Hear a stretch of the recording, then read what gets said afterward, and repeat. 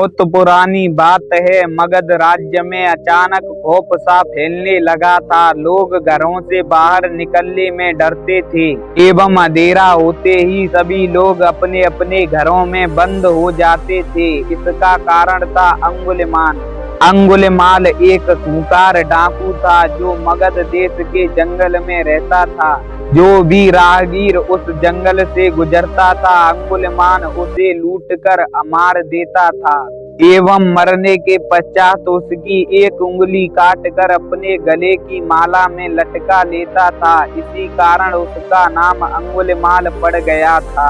अंगुलिमाल का खौफ इतना फैल चुका था कि गांव का कोई भी व्यक्ति उस जंगल में जाने के नाम से ही कांपने लगता।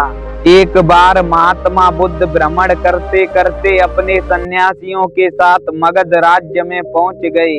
मगध राज्य के लोगों ने उनका खूब आदर सत्कार किया, परंतु महात्मा बुद्ध को महसूस हुआ कि वहां के लोग कुछ डरे हुए थे। उनके हृदयों में एक अजीब ही प्रकार का डर बैठा हुआ था। ऐसा प्रतीत हो रहा था कि उनकी हंसी के पीछे बहुत बड़ा दुख छुपा हो। तब महात्मा बुद्ध मगध के लोगों से इस डर का कारण पूछते हैं तो मगध के लोग बताते हैं कि इस डर के पीछे का कारण अंगुलिमाल डाकू है, जो निर्दोष राहगीरों को मृत्यु के घाट उतार देता है और उनकी एक उंगली का काटकर अपने गले की माला में लगा लेता है। तब महात्मा बुद्ध अपने मन में अंगुलिमाल से मिलने का विचार बना लेते हैं।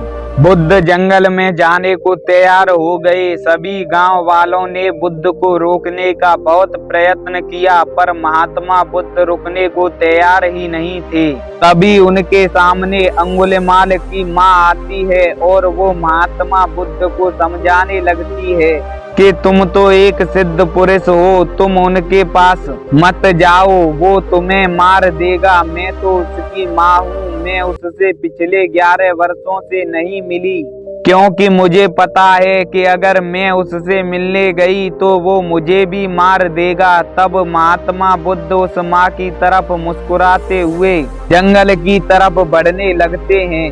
तब अंगुलिमाल की माँ चीख कर कहती है कि तुम जंगल में मत जाओ, मैं तो उसकी माँ हूँ, फिर भी जंगल में जाने से डरती हूँ। और तुम तो अंगुलिमाल के कुछ भी नहीं लगते, वो तुम्हें देखते ही मार देगा। उनकी बातों को अनसुना करते हुए महात्मा बुद्ध जंगल में आगे की तरफ बढ़ जाते हैं।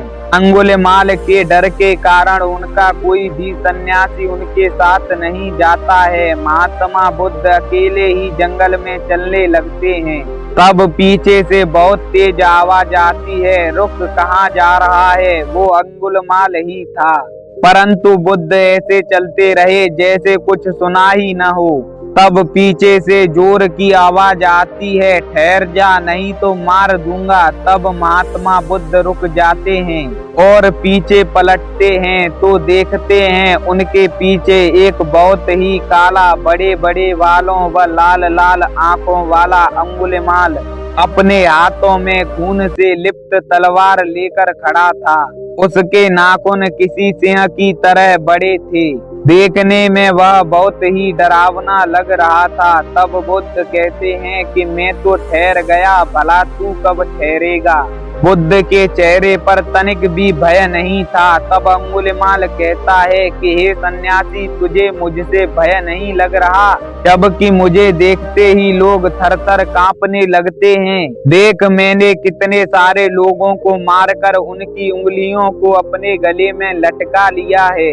अब महात्मा बुद्ध मुस्कुराते हुए बोलते हैं कि तुझसे क्या डरना, तू तो एक कमजोर व्यक्ति है। अगर डरना ही होता तो मैं किसी ताकतवर व्यक्ति से डरता।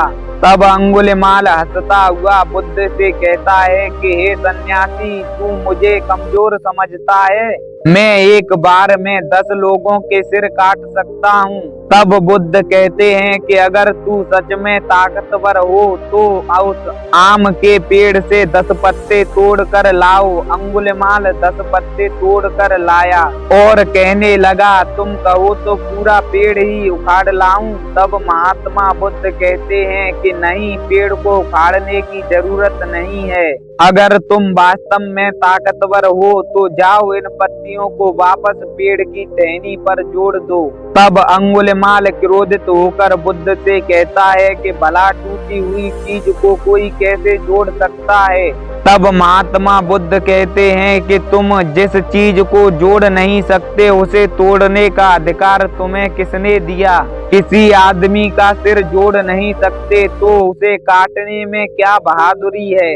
अंगुलिमाल महात्मा बुद्ध की बातें सुनकर दंग रह गया। अब उसे महसूस होने लगा कि उसके हृदय में कोई अनजानी सी शक्ति प्रवेश कर चुकी है जो उसके हृदय को बदल रही है।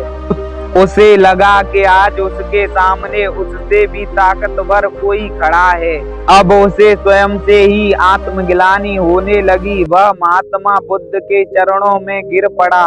हे महात्मा बुद्ध, मैं भटक गया था, मुझे क्षमा करके अपनी शरण में ले लो। तब बुद्ध ने अंगुलिमाल को अपनी शरण में लिया और आगे चलकर यही अंगुलिमाल एक बहुत बड़ा साधु बना।